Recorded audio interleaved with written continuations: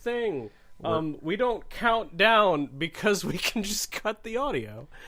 Is that how we're going to be doing this? We're just going to be cutting audio every time we start? Like, oh, by the way, we're already here. Let's just go. Well, if we were responsible, we would cut the audio. If we were not responsible, we would, like, leave all of this shit in. Welcome to Bound by the Scene, a BDSM podcast about getting into BDSM. I am Spirit Binder, and I momentarily forget my name.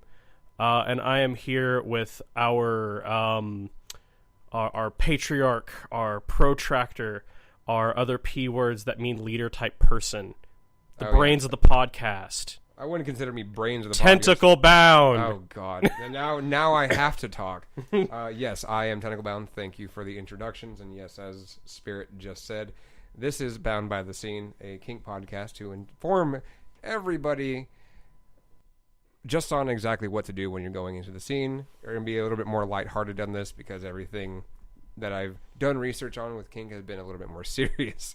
And kink is wonderful, yes, but it's also inherently hilarious. Yeah, part of this is kind of a love letter to the scene. Part of this is also because I'm tired of repeating myself to all the little baby bats that come up to me. I want to know what it's like being tied up, or like cosplayers that saw that scene from Sword Art Online. Yes, you know the one, and we're a little bit too happy with it. I mean, there's that, or we can take the other instance. And you just said baby bats. You referred to all the little kinklings as baby goths. No, I'm specifically referring to goths that come up to me. Just specifically goths? Like, yeah. I've only heard baby bats with goths. Yeah, so. I'm specifically referring to little gothlings that approach me here. At least the little gothlings that approach you. I don't get any goths that approach me. It's always the very, like, bubbly... I'm going to get shit for this. Bubbly, ditzy girls that are like, oh my God, I've seen rope done at 50 Shades of Grey. This sounds wonderfully kinky. Oh, okay, well, what happened? I would actually be more interested in dealing with that crowd because they are so ready to buy into it, and like you're the first one to get to them, so you can fill their head with all the right stuff. Well, right, instead of grooming them for other like abusive people. Oh yeah, I mean that is, while it's true, but again, people would look at that and go, "Well, you're just grooming." I'm like, "Well, you're right, but you're also wrong because I'm not inherently attempting to screw these people over." It's called training because I think I'm a good person. It's called training because I feel and believe with every fiber of my being that I'm. So now you're moving back into anime territory. Yes. Okay, so what's the structure of the podcast? So the structure of the podcast is we do the introductions of each other at the moment, since this is the first episode. We do our introductions. We then go into the reasons behind the show, a little bit more into detail, and not going too far into a specific topic at the moment. Oh, I'm bad at that. So am I, because I can go in long tangents like I'm doing right now. So, and then we'll go into the acronym itself, or BDSM as a whole. And at the end of it, we'll be discussing basically being sold on the scene. What keeps us in it, why we've, as you've said in our pilot episode, that may or may not air, or I might be too embarrassed to even let that surface, on being held up by a contract in the kink scene. Right. So we'll go with introductions first. I guess I will start. Yeah, you will. Since you so graciously started the show. As he said, my name is Tentacle Bound. That is my Instagram handle. That is as one of my FetLife handles. This is more of a business account, because I am a photographer as well as a rigger. By trade, I guess would be the best way to put it. As by trade, I've been publicly kinky for about 6 years. You are a performer. I am a performer, as much as I attempt to stray away from that title. What's a rigger? A rigger is an individual that ties people up. Strange, I've never heard of that before. Oh my God. Let's get into the semantics and the actual vernacular later. Right. But I do Eastern style rope, I guess would be the best bet to kind of water down the vernacular and the technical jargon of kink. Mm-hmm. I like rope. I like most things that are done with rope, and all the other wonderful pain implements that come with rope. Again, like I said, I've been publicly kinky for 6 years. My rope career started around that time as well. And Yeah, I've been pretty much kinky for most of my life, at least as far as terms of services are concerned for wherever this is going to be posted on. And what about yourself? So I am Spirit Binder.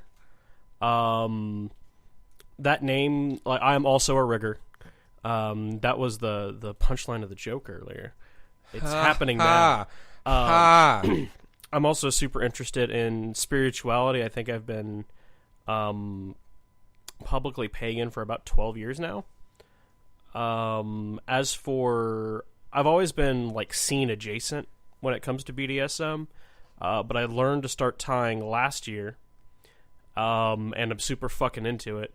But you could call me a sensualist. I'm less interested in like the power dynamics and a lot of that kind of stuff when it comes to kink, and more interested in like perception and sensation. So that's kind of my shtick. I'm kind of in the scene in regards more to art than actually getting laid. I won't be sad if that happens more often, but the goal at the end of the day is always to have something pretty or interesting to show to people. So it'd be safe to say that you are you're far more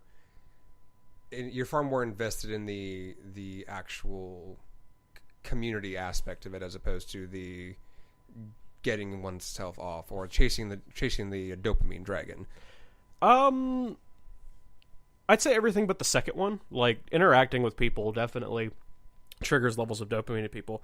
I'm also finishing up my undergrad at a 4-year university for a dual degree in psychology and anthropology. So like I intellectualized sex very early in my life. So it's always been a lot more complicated than it should be, and I love people that will like get into that playhouse and play with me. Well, that's a very good way of explaining it. I'm on the opposite end of the spectrum. I like everything that makes me feel good. I wouldn't say hedonistic. Right. Well, people by definition like what makes them feel good. Yes, in the grand scheme. But I don't. I think the only thing that separates me from most kinksters is the intertwinability between sex and play, right, or sex and kink. Like, I do enjoy just doing rope and calling it quits after that. Yeah. I also do enjoy doing a normal scene. For that, we'll go into a little bit of context. That is a negotiation between two people that are playing with various implements, whether it be impact play, rough body play, etc. And we'll go into those a little bit later. Yeah. But that's where I'm at, and that's kind of where I stay. Sex is usually separate for me, if I even get to that point. So there are two different styles of, or aspects of, kinky people in this room at the moment, which is going to make this for a very interesting discussion point. Next is, now that we've gotten the introduction out of the way, we're going to go ahead and discuss the reasoning behind this show. At first, when I came to you with the idea of doing this, I was a very, very angry boy. Right. I was very, very what's the word I'm looking for? Disheartened. It's been a rough 4 days. It's been a rough 4 days. I just came back from the war. No, I had been very disheartened by the scene about how there are certain things, and then mainly this was with the national community, and then a part and play by the local scene as well. Right. Where there are certain things that are being done and not being taught properly that are getting under my skin, and it just... Yeah. Do you want to tell the story about the person? You were invited to an event.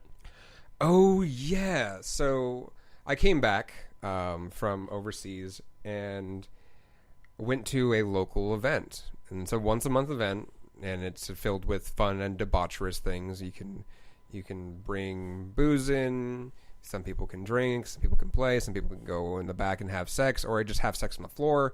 There's a number of things you can do. There's even vendors there, so you can purchase new implements for the bedroom. Kinky, right? Sounds fun.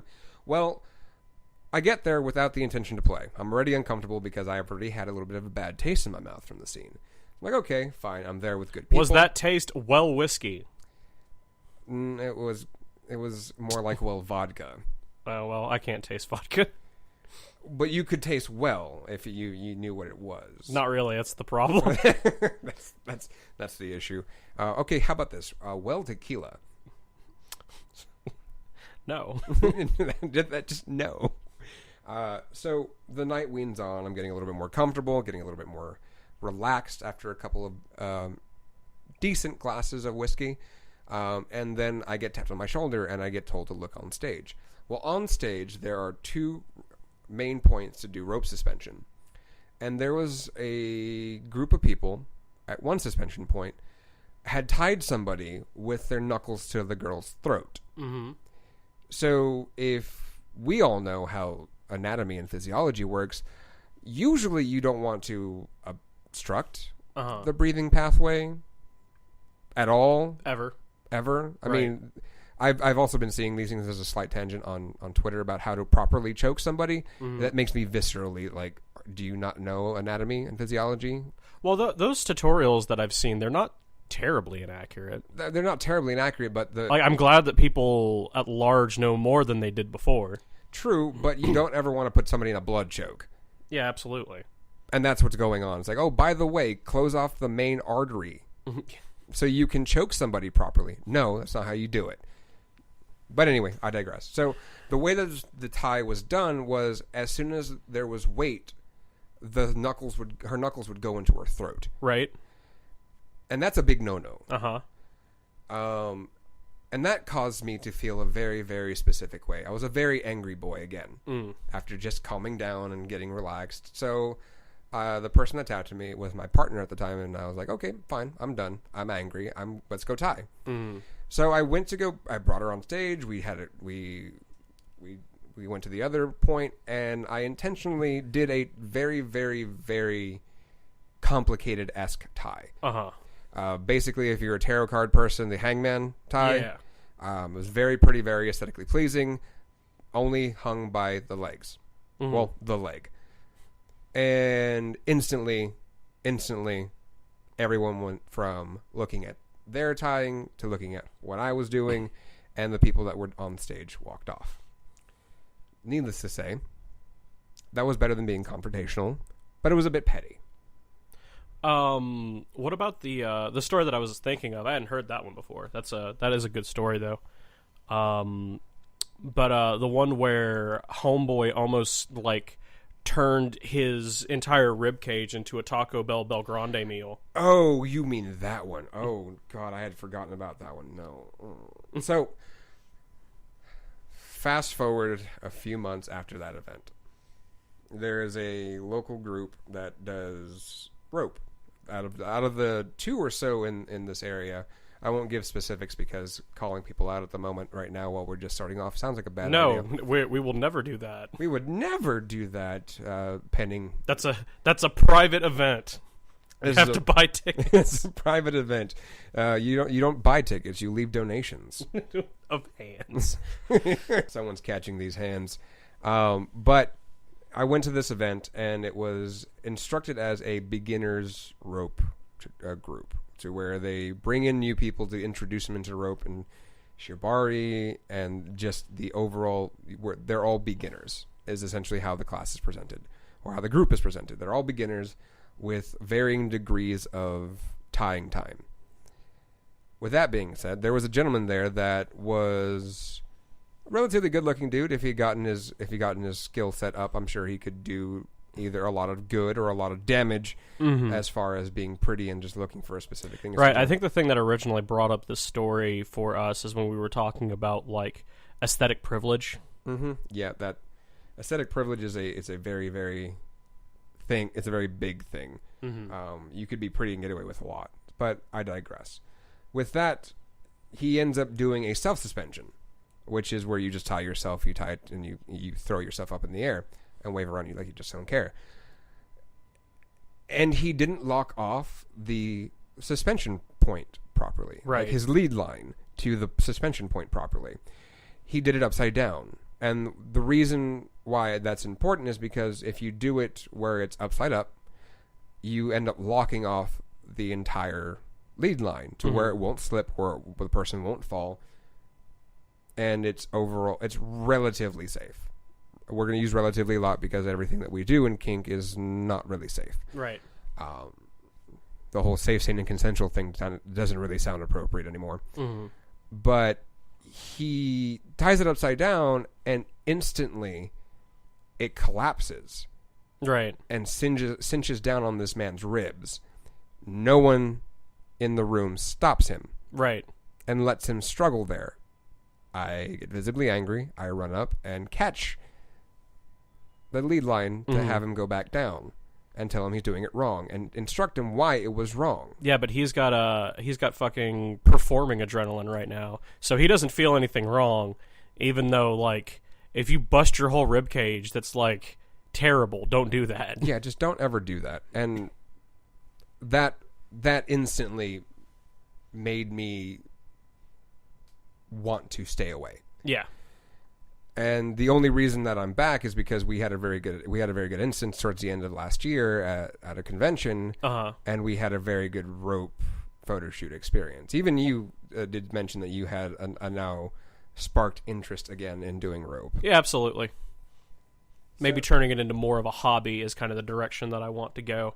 But the reason that I wanted to bring up these stories is like martial arts or like speed racing or like any sport, there's a certain amount of danger that comes with certain things. Certain. Very certain things. And, you know, there's a skill set that, and maybe the skill set is just knowledge of things you ought to know before you get into them. And if this podcast can do that while letting me burn Saturday afternoons constantly, I'm pretty all right with that. Yeah, I'm pretty good with that as well. If anybody takes anything away from this, is better understanding that just because there is age, just because there's a pretty face behind it explaining things to you, doesn't mean it's always right. One thing that I've always wanted to kind of break down is that years of experience don't necessarily mean good experience. It could be bad experience. You can take most of my kink life as a good example, because I had been doing kink wrong behind closed doors, and it wasn't until I got into the kinky scene, the public persona of what a public scene is, that I realized that there were certain things that I needed to change. But yeah, the people this is directed towards are maybe old hands that want to understand how like the scene is changing as we're moving on.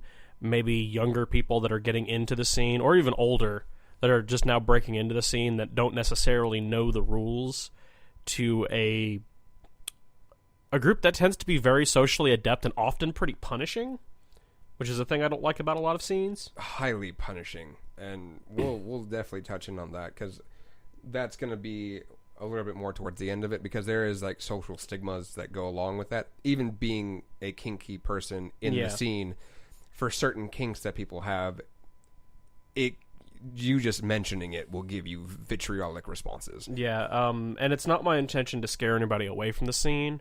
I just want people to be informed about maybe what they're going into. But I feel like most subcultures would really benefit from something like this. Like maybe if you're going into a punk scene, or you're starting to go to conventions, or, you know, you're becoming a YouTuber in a specific sphere, I would have loved to have had a podcast well executed with the vision that we have. Agreed. And this will become a little bit more prevalent as we get forward, but at the same time, I would have loved to have any form of research that I could have just listened to while I was becoming into my own skin, as far as being into any of the little lifestyles that I've been a part of. One of them is the punk scene. One of them is being a weeaboo and going to conventions, and also just being in very certain spheres of like gaming. And now there's a lot more that is accessible, but I've yet to find a very, very specific one that directly does this. And I've done a little bit of research, and I know there are other kink podcasts out there. I think the thing with a lot of other kink podcasts is like BDSM and kink is inherently a skill-centered subculture. Yes. So, like, as you get more and more into a skill, you will lock down on the techniques for that skill, and people will become obsessed with their own little microcosm, kind of like how we have with rigging and stuff. This is kind of like a venture out of that underworld and rejoining the regular world to talk about like a Campbellian sense of things. But yeah, like how to acquire those skills, who to talk to, how to know who's dangerous, and really like making sure your life isn't a nightmare at the end of the week because of who you've chosen to be involved with. That's kind of the goal. And like, I'm a pragmatist. I want the end of your day to be something that you can, be proud that you did. Like, if you've gone to 12 events this month and you're like, man, I love this thing, but I fucking hate these people. Like, this is the stuff we're trying to give you the tools to avoid. And you put it far more eloquently than I could have put of, because I still have a little bit of angry responses to a lot of the same things. And that was one of my biggest issues. I got fucking time to be angry. You don't have time to be angry. But I do, and that's the problem. You'll take my load for me. I'll definitely. This got a bit steamy as we've just. I'll loosen the tie a little bit for this one, but yes, it's something that I'm still kind of getting used to, as well as like going into the scene again, and there being people that I don't like, right? And not even just people that I don't like, people that are now not considered safe, that are still allowed to be around. And this is to help you navigate the waters and avoid these certain situations. Because, again, we won't be the end-all, be-all, but this should be a little bit of a palate cleanser as far as getting into the scene and being assisted with, or being told that you have to do it a specific way. This will give you the resources to kind of make your own decisions and become that much more informed.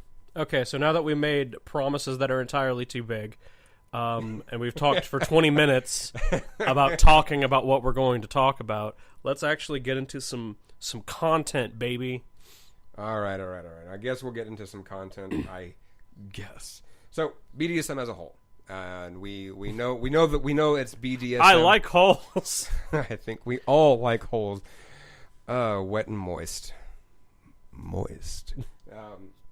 Yes, BDSM as a whole. BDSM, as the name implies, some people don't really know that it's actually 3 acronyms in one. Are you surprised by that?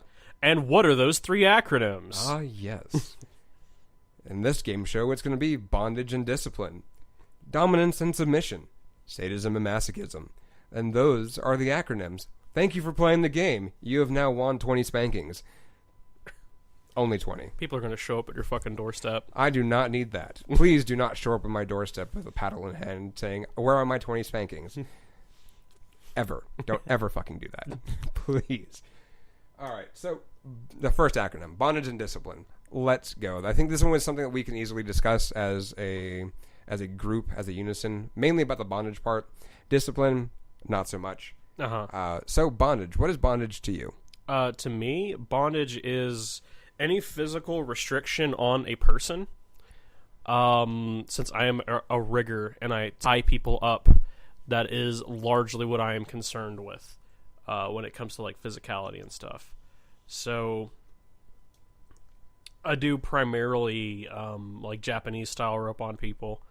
I don't know what else to say other than that. Some people enjoy the feeling of being bound. Sometimes when you're completely tied up, and there's nothing else you can do, you don't have to feel guilty about what you're not doing. The feeling of helplessness. Right, yeah. There's a certain amount of release in being helpless, and a lot of people are attracted to that. Yeah, no, that's a very, very astute definition of bondage. And I would also throw into there's also mental bondage that can be thrown into there, but that also probably plays into like dominance. I think that's the discipline. I believe that is the discipline, and that's what we're going to be getting into now. So discipline, and I'll go ahead and do this one on my end. Discipline is the act of receiving punishment for something that is not being done in accordance to the scene or something that has been negotiated prior. That is the blanket definition that I will use, only because I don't play in that sphere, and it's a very, very vague, specific definition. Right. Yeah, I think discipline is being required to adhere to a specific code of behaviors, and if you don't do that, you get in trouble. And the only issue that I have with that is that we're all kinky people, at least the people that are listening to this, and the idea of punishment is a form of pleasure. So you're getting off, and you're not really getting the discipline per se. You're getting the reward, and they call it punishment. Yeah, is the term for it. And so I think it's kind of counterintuitive. Well, I've also known a couple of people that just want to basically have the enforced role playing. Like even if their goal isn't the punishment, they just want to act like a maid for a day. Okay. And they want to be held to that, because if they're doing that, then they don't have to worry about anything else that's going on. I've especially seen this happen more often than you'd think in people that have like positions of power and stuff, where they just want like 8 fucking hours where they don't have to be responsible for anything. 8 fucking hours where they can just shut off their brain and then follow that specific code. And as somebody who's constantly having to pick what we're having for dinner, I very much relate to that. Big mood. You don't eat dinner. I have energy drinks for meals.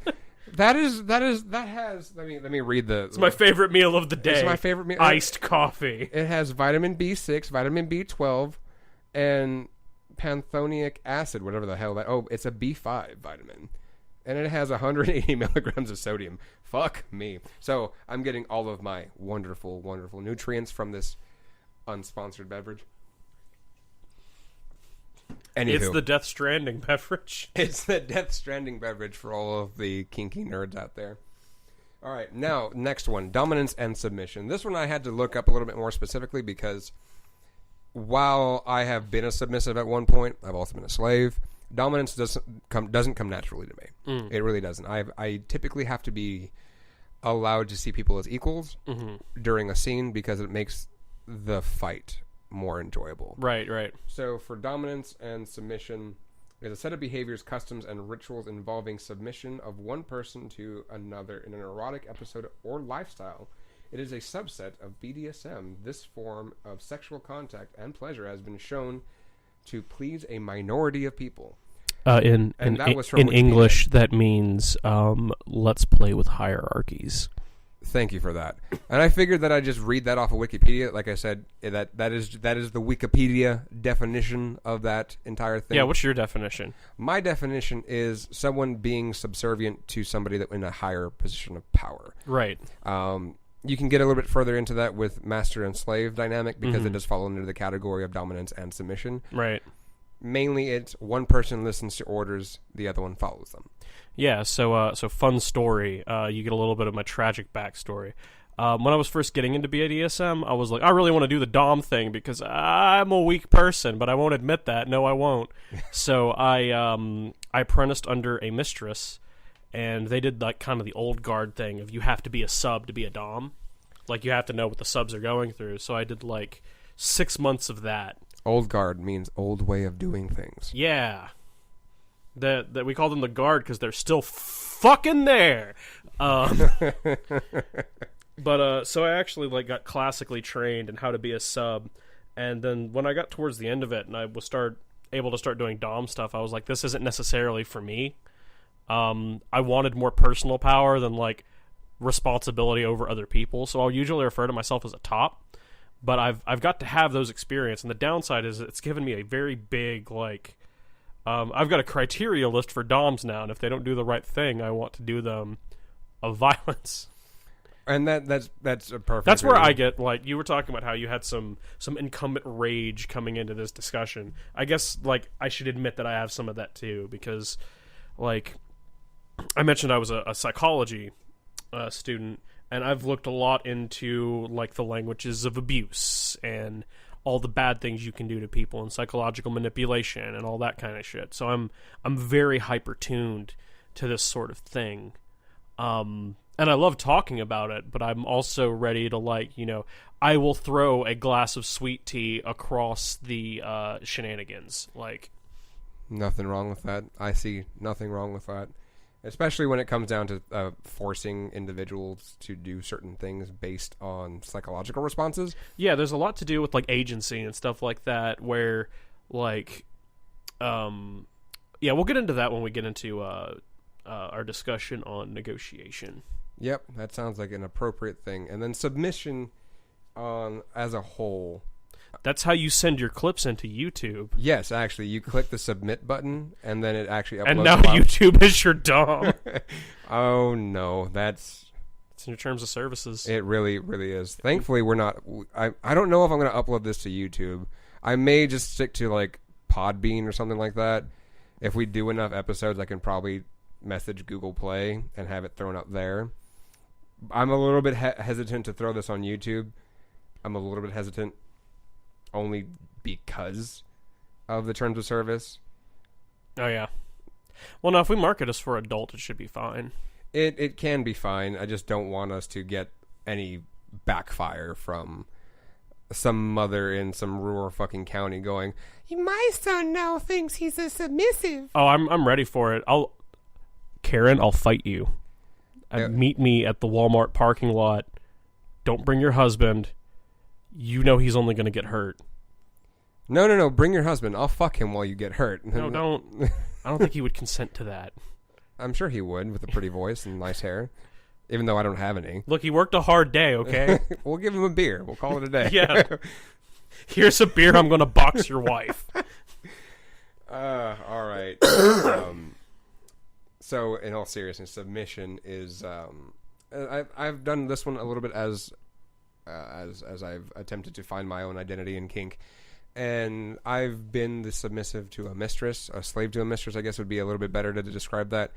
And it wasn't a really good experience. I can be submissive. I can follow orders relatively well, maybe a little bit too well. That's probably why I didn't do it so well, was the fact that it's, okay, you tell me to do something, it's going to get done. Right.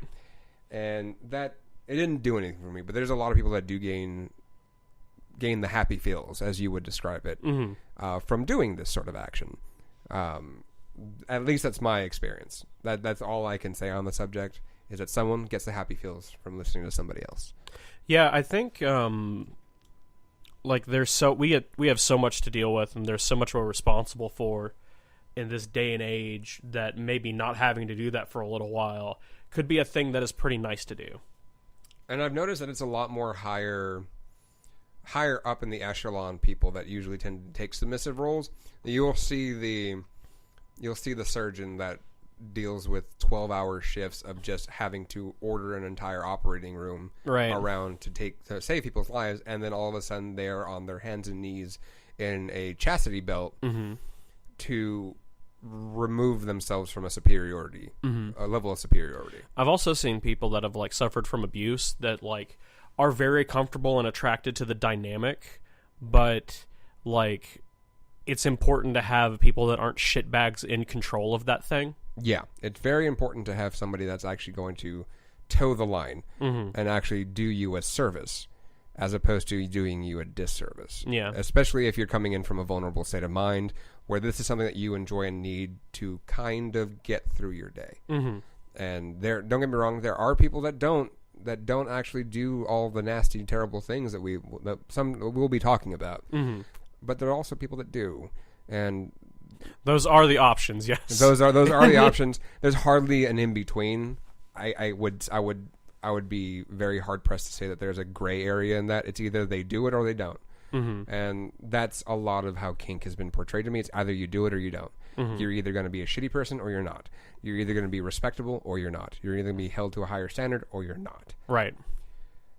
So now that we've gotten that very, very dark portion of that topic out of the way, let's talk into a fun part. Sadism and masochism. This one is a little bit more of my that's your sphere. I play well on both of them because I just identify as a sadomasochist. While yes, I do the ropey thing, part of my actual identity is enjoying pain in all its aspects. I enjoy dishing it out as much as I like receiving it from the heavy amounts of modification done to my body. It is a very, very good dopamine release to just see somebody in consensual pain, as well as receiving consensual pain. At least that's my purview on it. The sadism is the derivement of pleasure from seeing others in psychological or physical torment, and masochism is the receiving end of that spectrum. Yeah. And that is the definitions, and that is breaking down the acronym. We've gotten through this one in about 9 minutes, which is a lot faster than the pilot, which is great. I'm so happy with these microphones. They're doing a big service. At least as far as what I can see from the audio feedback. Are the microphones subs? The microphones are our subs because they're nailed to their stands and they've got cables shoved into them. Exactly. It is doing me a big happy right now that to see these microphones have things shoved into their orifices and nailed down to various objects or screwed into various objects. Mm-hmm. I'm thoroughly pleased with this. It gives me the big hep. What a great abuse of animism. I mean, they don't feel anything, so I guess it's okay. You don't know that. You're right, I don't. Blissful ignorance, my friend. Blissful ignorance. Like when we leave the room, they're gonna fucking Toy Story. They're gonna Toy Story. Like, You're just gonna hear audio feedback of something screaming, and it's the microphones. Oh, that's a very... They can't speak. They can only hear. They can only do... What in the fuck are we doing? All right, so now that we got the acronym out of the way, we did a lot in a very, very decent amount of time. Now it's a little bit more of just the discussion portion of it. We're just going to be discussing the actual buying into being kinky. What is keeping us both here? What is it like to live as somebody that's kinky? Mm-hmm. And what are some of the social stigmas that we have to deal with, if any? As well as what it's like in the scene, how to locate various events, whether they be conventions or local events, munches, meeting people, do's and don'ts, how to stay safe. So this part is a little bit more of just happenstance. As far as I'm concerned, it's more of a way to just these are decent paths, decent ways of doing things. If there's a better way to do it, by all means, we'll leave you the email link to message us either in private. I have a lot of experience with getting yelled at. I mean, I'm not yelling at you. Not yet. Not yet, but soon. But soon. So, like I said earlier in the beginning, I've been in it for about publicly for 6 years. And the way I found it was through FetLife. I went by a different Fet handle at the time. I have a personal account as well as my Tentacle bound account. And it was just this one thing where it's like, okay, well, it's always been presented to me as a dating website. And which it's not. You can use it like that, but you're not going to get very far. Right. And it was looking through the groups, looking through the local groups, looking through, okay, what is going on today at an event, like what events are going on today. And it just so happened that I found the scene by accident. I was going through a bit of stuff around that time. I just left a very, very bad relationship, and I wanted to be kinky again. Right. So finding events through FetLife is a lot better use of the actual website, and maintaining social clicks that you've accumulated along the way. Excuse me. I mean, that cough is really getting bad, man. Yeah, I know. What did you do? Did you smoke a whole bunch of fucking cigars? I think I lost a fight with a spirit of some kind. Oh. Or I'm not taking care of myself. Pick either of those, whichever one you think is more plausible or interesting. Well, we'll flip a coin. My life is a choose-your-own-adventure. We'll just roll the dice. Right. Hold on. High or low? We can cut this. Oh, well, God. I mean, we're not going to cut this. We're rolling the dice. It's a 3. Oh, God. Well, you caught the plague. Uh-oh. You caught the plague. But that's how I located. And I've used FetLife when I went overseas to find events. And surprisingly enough, it's not utilized a lot overseas. That doesn't surprise me at all. Well, it does to me because I had never really left the country before. Did it give you kind of the perception that it was an international thing? Yes, it did. Especially with the fact that you can change your locale to just about anywhere in the world. You can change it to fucking Dubai. Or there's a lot of fucking people in Dubai. There is a lot of people in Dubai, but the idea of being sexual in that country is without being thrown over a cliff. Yeah, it's kind of a behind closed doors thing. Yeah, exactly my point. And it's the same thing. People are sexual everywhere. Of course, people are sexual everywhere. But the fact that the level of sexual degeneracy that we partake in, even if we're not sexual, being sexual as a whole, that's what we're viewed as. We're viewed as sexual depraved individuals. So I guess this is the part to talk about the social contract. Yes, this is A social contract is a set of expectations that you agree to by participation with a culture. Like a lot of these terms of service agreements that we get into, they are explicitly stated versions of these kind of rules. Like, you know, like if you're in the supermarket and somebody just steps in front of you in the fucking line, you get mad. Even though, theoretically, it's just a line, you shouldn't be angry about where a person chooses to stand. But there are rules in place that say, hey, you violated the thing, go to jail, do not pass go, do not collect $200. But, yeah, no, there's gonna be social stigmas wherever you go. Whether it be in the U.S., the continental U.S., whether it be Canada, Mexico, Europe, even though they're a little bit ahead of the sexual depravity. Depends on where. Well, it does depend on where. I'm sure you'd be hard pressed to go into like rural France and be allowed to be where your freak flag fly, as opposed to like Paris or anything of the sort. Same thing with like Spain or Germany, especially in say like places like Korea, where you don't find a lot of kinky places unless you are Korean. Like that is only accessible for Koreans, and if you're an expat over there, you have to go with fellow expats and find your own space or create your own space. But in Japan, there's a little bit of a difference where it's accessible to everybody, right? But it's still kept behind closed doors. Mm-hmm. So with that being said, on the social stigma aspect of it, what have you dealt with? If anything. Well, like I've had a weird kind of experience with this because like you know, I'm a first generation immigrant. I've moved around my entire life, so not really being accepted by people is like, you know, part of my blood at this fucking point. And I became like, I outed myself as a pagan pretty early. So I've been dealing with that the entire time as well. And I always look like I'm about ready to fight, so people don't really like press me on a lot of things. So I haven't dealt with much of the social stigma, but I also haven't been in a place to deal with a lot of those things. Like, a lot of my career choices are things that are purely meritocratic or more networking based than like prestige based.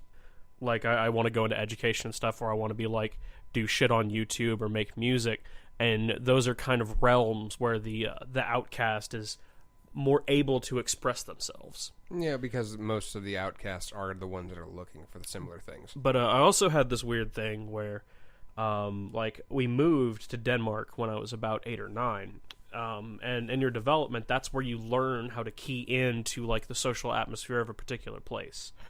And I didn't really learn that until much later. And because I didn't learn it intuitively, I had to learn it directly. So like there's a certain amount of meta-social fluency that I have. And that kind of lets me maneuver various like maybe kink situations or nerd situations with a basic overall logic of this is common human behavior and this is what you do. So I guess like my advantage is that I can read the social contract. Like I can see what the rules are. Like anybody that understands anything about social psychology can pretty much do. And most people, like, this is part of your operating system if you're a functioning human being already. It should be, but then there are people like me that we didn't read the terms of services right until we got away from our family. So a little bit more backstory on my end, since you wonderfully graced us with yours. It took me. I found out when I was kicking at a very young age. That was end all be all. That's easy to kind of dictate from that. You see somebody fall on their face and you're like, huh. Almost. I ended up hitting my toe really fucking hard on something, and instead of that visceral like I'm gonna wheel around in pain, I got the big hap, the very big happy, and I was confused, and then started doing research, and then I found exactly what it is. I'm surprised I even found a bloody name, but the concept of sexuality was never really discussed with me as a kid. Right. And certain social situations were always dictated around being Hispanic, being familial, being this, being that. So I wasn't even told what sex was ever until they gave us the really uncomfortable, like, by the way, this is the birthing video in science class. Right. And even then, it was more of a, oh, look at this. This is not something you want to deal with. Mm-hmm. So I didn't really get any, like, all of my social cues and all of the terms of services I read at a later date and realized that I had signed this fucking contract unknowingly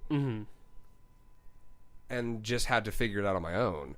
So I figured out a lot of the kink shit by accident, and then I had somebody teach me the wrong way, teach me their way, which is not for you, not for me at all, and then navigated the waters as accordingly, and then eventually found my way into the public scene. Right. So there are going to be people like you that can pick up on social situations a lot easier than like people like me, because I am relatively daft when it comes to certain situations. Like, you would have to tell me that you do not like me in person before I got it. Right. And you'd have to make it very clear. Like, by the way, I legitimately don't like your company. Yeah, that's more common than you'd think it'd be, because it's also kind of a violation of the standard social contract to be openly confrontational with people. That's not a thing you do. But it'd be a lot easier if someone just told me, like, by the way, I'm not interested in this conversation. I'd like to steam myself the fuck out of it. That at least is my thought processes, right? On processes on the subject, because it seems a lot more viable. What I find interesting is that your kink community is going to have a different social contract than your regular community. That's true. There's usually an implication of higher self-expression, more honesty, a willingness to give anybody a chance. Which can be a good thing and a bad thing. Yeah. Like, don't judge a book by its cover kind of thing. What else is there? I mean, as far as the social contracts and kink is concerned, is always be willing to allow somebody to be themselves. Allow them to be the kinkster that they want. Granted, there are certain kinks that do get frowned upon, that do get lost in the light. Like, if I told somebody what certain kinks that I liked, I'd be met with a very, like, why the hell do you like that? That sounds disgusting. And there are others that are a lot more socially acceptable, like being a rigger or being a dominant or being a submissive. Those are the three top ones that are far more socially acceptable. Yeah, your other social contracts and learned behaviors from your other spheres don't go away just because you get into this space. Exactly. And we'll go over some of the jargon, because now we're going to go into kind of how to, like, what types of events you should be looking for if you're getting started. Because while it works for some, jumping in head first, it doesn't work for everybody. And usually going to a public event like a munch, where you're in the actual normal public purview, you're able to have more eyes than just kinky people watching you. Right. Is probably the best course of action. Now, I say probably because you don't know anybody at all to begin with. You're just starting out as a little baby kinkster, a chibi kinkster, if you will, for all my weeaboos out there. I'd say you don't have to say that. They know who they are. I know they know who they are, but I feel like ostracizing them because of these social situations where we have to call each other's weebs. You know this. You're familiar with this. But a munch is typically a good starting point, typically. If you want to do... What's a munch? A munch is a social setting where you go sit down in a public domain, like a coffee shop or a restaurant, and have these discussions about either A, what to do as a kinkster, like BDSM 101s, or very specific groups that cater to the things that you like. I like to call it how to piss off all the waitresses in the Denny's. This is why we are not allowed back at Denny's. Ever. They don't make enough money to not allow us back in. They don't. The managers can still tell us no. And that's the thing. We pissed off the managers too. In all seriousness, I'm pretty sure there's an event location that doesn't allow kinky people anymore because of this, and because of some of the topics that have been discussed. Now, finding them is typically a FetLife thing. Yeah, or I've seen them on Facebook too. Yes, I've seen them in Facebook in Japan. Like, if you go to Japan, most of their stuff is either on Facebook or on Twitter. Right.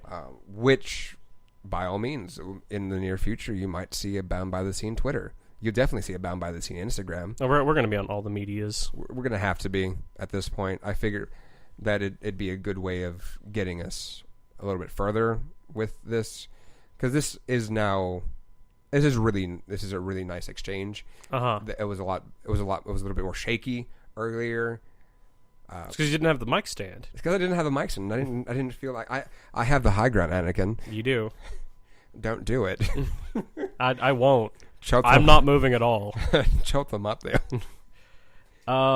So, we should talk about negotiations, because we're kind of getting to that space. Yes. And the thing that I want to say about all kink stuff is, you should probably never act as just a single person in any given situation.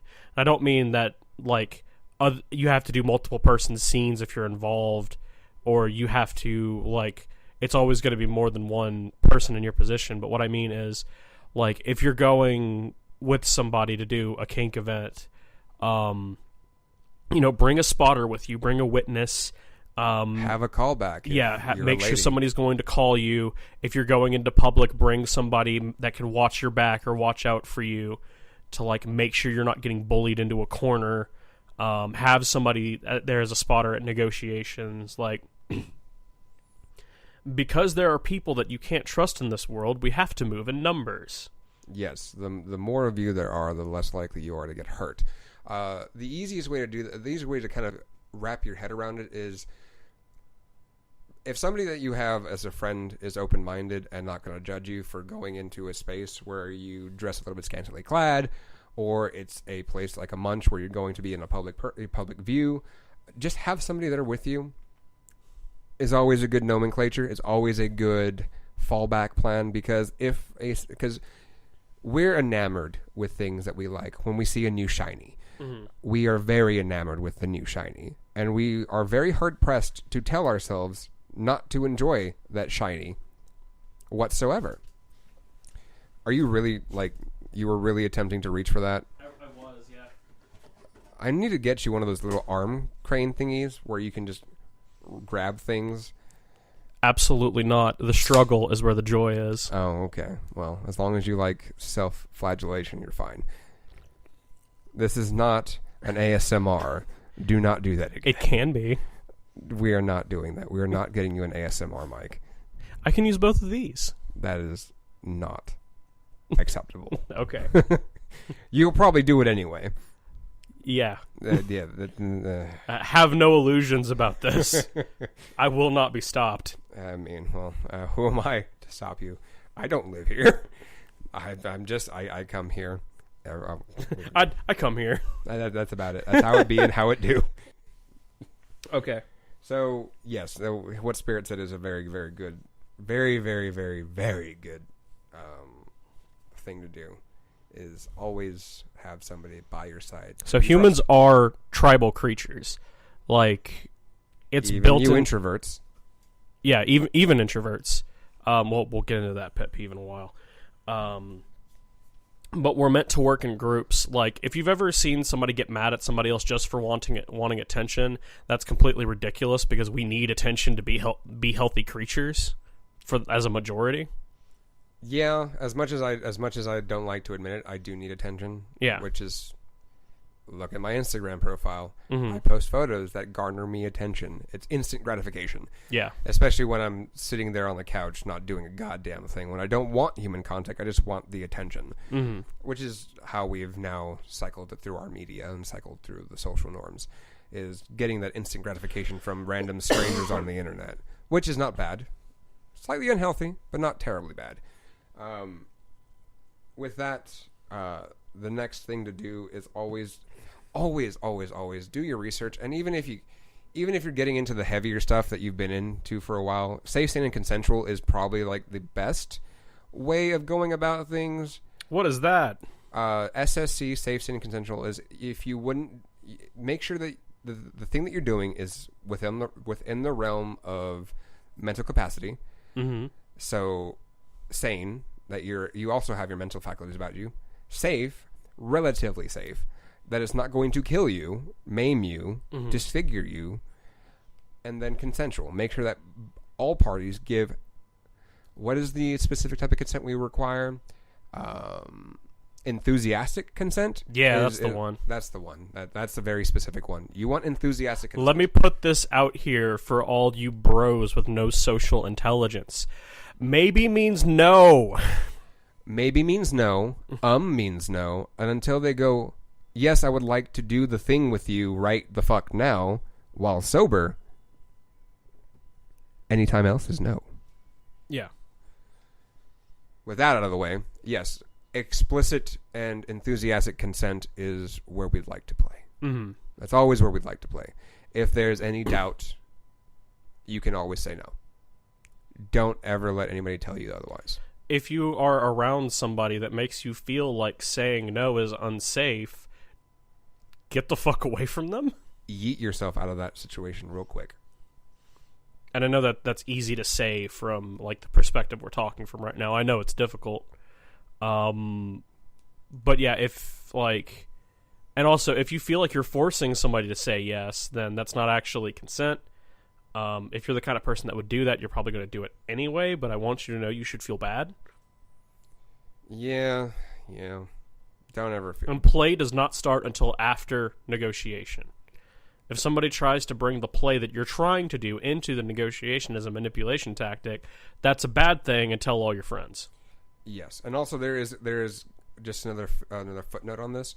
There's also a difference between a scene as well as a demonstration. Mm-hmm. If you've agreed to a demonstration, you've agreed to just test the waters, not a full-on scene. Mm-hmm. Don't ever let them tell you, just because you were doing a demonstration, that gives them blanket consent to do the rest of what they want to do to you. Mm-hmm. Another thing that I'd like to go into with this is we've already gone over locating events. We've gone over the social contracts. We've gone over use of social media. What if that life doesn't work for finding events? What do you do then? Honestly, that is a little bit tough. That is a little bit more tough on the edges, because there are other kink platforms that you can use. Mm-hmm. Whether they're good or not is really up in the air, because I know Collar Space used to be a thing. Mm-hmm. Or it was not Collar Me, it was Collar Space. It was CollarMe.com used to be a really good thing. Mm-hmm. There's also altlife.com. I'm not sure if those are still active, but it's possible. Mm-hmm. Twitter typically is okay for it. I wouldn't use it as a strict guide to events, but you can find them there. Facebook, if you don't have a really public Facebook that your family can see, yeah, then you can use it as well. Or you have two Facebooks. Or you have two Facebooks, yes. But finding local kink events without those, it's a bit difficult. Mm-hmm. Only because we are such a niche lifestyle. I say that with air quotes. Mm-hmm. Because like protecting your identity is a big part of this thing if you don't want to be outed. And that is also an option for you. You can take steps to make sure your identity isn't revealed through whatever the fuck that you decide to do. Yeah, I mean, with mine, and I know we touched on yours. It's dangerous. Yeah, it is dangerous, and we touched on yours earlier, and we'll touch a little bit on mine. I am openly outed myself to everything. Like you can probably actually no, you can definitely find my name directly on my Instagram, right? With Tentacle Bound, and if you just did a few more searches, you can definitely find me. As far as like locating my Facebook. But that's everybody that's found out that I'm into kink looks at me and goes, "That's about right." So I don't know where else to come from other than that. Same, and the only thing is that while I've had some social issues with it, mainly just through family, it's never really been that big of a fucking deal. Mm-hmm. Now there are people that do have this issue, and protecting yourself, always having second profiles, second emails. Even having a Google Voice phone number to give to people so that way they don't find you is easier to do. And those are steps you can take to keeping yourself safe if you have a very I advise never giving your phone number out to anybody. Or using your real name. Yeah. Because don't get me wrong, while it sounds great on paper, this person that I've met over the course of a couple months, they know my name, they know my number. It doesn't take that much to find you. Right. With the ever looming Big Brother selling information to everyone and everybody, like you can find anybody and everybody relatively easy. So just think a little bit more on the safety side of things as opposed to just trusting people. Yeah. And I say that as someone that does trust people a little bit too much. Mm-hmm. My advice for how to like conceptualize this entire process is kind of like making sure you're wearing your life jacket before you jump off the boat, or like making sure that you remembered to put your condoms in your bag, kind of deal. It's best to have them and not need them than need them and not have them. More importantly than that, it's stuff that you can take care of before you go into the situation, and then because you did it, you've done the best you can on it. You don't have to have anxiety about it. Exactly. You can just not worry about it until such a time as it does become a problem. Yeah, and it's like how we do with our rope bags. Like, I make sure that I have a pair of safety shears in my rope bag at all times. Yeah. I may not ever use them, but if I need to, they're there. Mm-hmm. And that's kind of the way you want to look at it when you're going into these situations that you be putting yourself into, because we are very vulnerable in this situation because we're finding people that are like us. Yeah, I think that's kind of the nature of kink. It's kind of why I'm into it in the first place. Is the thing I'm always looking towards is like intimacy, and not necessarily that doesn't always equal like sex or anything like that. Like platonic intimacy is a big thing with me. Like the territory that people move into when they call you their best friend or something like that. Like when you have real talk with somebody and you stay up until 4 a.m. talking to them on the phone, that's kind of the space that I like to be in with people the most often. And doing rope with people and being in kink and being like emotionally naked in front of each other, that's kind of my shit. And that's... But sacred spaces, to quote like Mircea Eliade on this kind of thing, when we move into the rituals involved with kink, with making a scene, with doing performances, we create that intimate space and we play with each other in a way that makes us not the same person when we come out. And that's kind of that's my shit. That's what I'm here for. And that's a good thing to have as far as you are concerned, because I don't... Well... I know I do a disservice to myself when I say that I don't gain anything from it, especially with just doing rope as a job. I do get things from it. I do get these social connections. I do get this network of people that are they're now close friends. Mm-hmm. They are people that I like to see, that I like to do these things with. Will I ever sleep with them? Fuck no. Mm-hmm. But it's that wonderful connection. It's like, okay, these are now friends. And it leaves us vulnerable in these states of mind. And that's something we do need to remember when we're doing these things, that we become very open to the idea of just about anything. Mm-hmm. There's also a little thing that I want to leave this podcast with before we stop is don't ever say that you're not going to be into it eventually, because your mindset changes. Right. A little bit of fun fact. I used to not like the idea of blood play. Right. Whatsoever. Now I'm really into sanguine play. It's more of a, like, these past few years, several years now, that it's been a lot more of a serious interest, and I like playing with it. And the way that it's been brought to me is that when we first get introduced to the scene, nothing sounds appealing other than what we like. It could be you like that DS, and you like a little bit of slap and tickle, but you go into a public dungeon and you see people doing rope, and you're like, I will never fucking enjoy that. Fuck that. Why are they doing that shit? It looks like it doesn't look like fun. It's terrible. About 2 months down the line, you're like, you know what? I kind of want to go up there. I kind of want to do that. I kind of want to do that. And then you do some rope, but then the next day you're at the dungeon, you see someone doing fire play, and you're like, hell no, that looks unsafe as shit. I would never do that. Then about 3 months later, you're thinking, you know what? Hey, I would like to get a little bit hot. Let's see what fire play is about. Yeah, I think that warning is actually better for not necessarily applied to like the listener, but how you can treat other people that are going through that process. Don't be like, haha, you said you'd never like fire play, and now you're playing with fire. Don't be that person. Don't. Like, let them have their fun, and just be like, hey, to yourself, because, like, you know. Giggle and enjoy it just under your breath, because no one likes the person that's a haha, I told you. Well, because we're trying, unless it's specifically a scene you're playing, this community is about moving past that kind of shame. Yeah, because I can sit here and joke and say kink shaming is my kink, but at the same time, I have to remember that I have to keep an open mind with certain things. There are certain things that I still don't understand, and that will be... Yeah, you're allowed to not like shit. Yeah, but... Here's a list of 15 things I don't like. List of 15 things that he doesn't like. And it'll be on the Patreon. Oh, no, I don't want to do a Patreon. But that's the kind of thing I want to leave off on, is you just... take it with stride when you go through your evolutionary process. Be the Pokemon. Mm-hmm. It does take time. Some need a little bit more nurturing and care than others. Mm-hmm. Others that were like me can jump in head fucking first and stumble and find our way. Mm-hmm. But just do take it in stride. There will be times where you look at the scene and go, I am not happy. Yeah. But remember that this contract that you will sign kind of does go with you. I thought I was going to leave the scene originally. I thought I was going to get the hell out. Right. And sure as shit, pulled me right back in. You were 5 days from retirement. I was 5 days from retirement. And they brought me back in. Light cigarette. Takes a swig of whiskey. Oh, shit, here we go again. This is well whiskey. This is awful. This is god-awful. Where's the good shit? Other than that, I think that's about it. I think that this has been a good first episode, in all honesty. Yeah.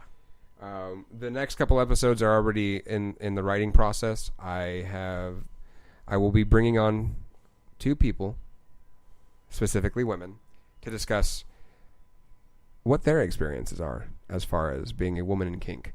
Because we can tell you what it's like being men in kink all day, every day. And that will probably be an episode. I can almost guarantee it. Mm-hmm. But I want to hear what they normally go through. We're gonna attempt to get somebody that's a top or a dominant or a mistress, and then we're gonna get somebody that... I'm super ready for that conversation because, like, I've got very few people to talk about my feminism shit with. I can see that. And, like, I'm violently feminist. Nothing wrong with that. I'm not violently feminist. I'm just open-minded. Mm-hmm.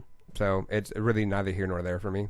I will support you through and through, but I have my own shit I need to deal with. Mm-hmm. Yeah, I think, like, the core of my feminist argument comes down to men not being on their shit gets me laid less, and that pisses me off. Yeah, and just stop being a nice guy, dude. It doesn't fuck. Well, we'll get into that later. Yeah, we'll touch on that later. Dope. Oh God, well, that didn't sting as much as I wanted it to, but we'll take it. Thank you, everybody, and Thank you, everybody, and anybody who is listening to this. This was Bound by the Scene. We'll see you next time.